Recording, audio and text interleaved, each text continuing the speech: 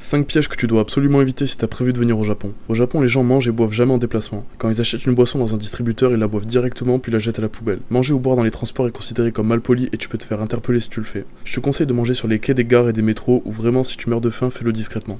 Contrairement aux États-Unis où le pourboire est obligatoire, le Japon y est totalement opposé. Si tu laisses un pourboire, ce sera vu comme quelque chose de malpoli et le serveur viendra sûrement te les rendre en main propre. Il considère qu'un service client irréprochable est preuve de respect et ne mérite pas de pourboire. Téléphoner dans les transports est très mal vu car les métros, bus et trains japonais sont extrêmement silencieux. Tu remarqueras que les Japonais ont tous des écouteurs ou des casques et personne n'écoute de musique avec le haut-parleur du téléphone. Si tu dois vraiment téléphoner, essaie de t'isoler au max au fond d'un wagon par exemple et utilise toujours tes écouteurs. Si t'aimes bien ce TikTok, oublie surtout pas de t'abonner. Pointer quelqu'un du doigt est très mal vu au Japon, c'est presque considéré comme une insulte. C'est super mal poli et à la place, ils utilisent une main qu'ils agitent doucement vers la personne ou l'objet qu'ils veulent montrer.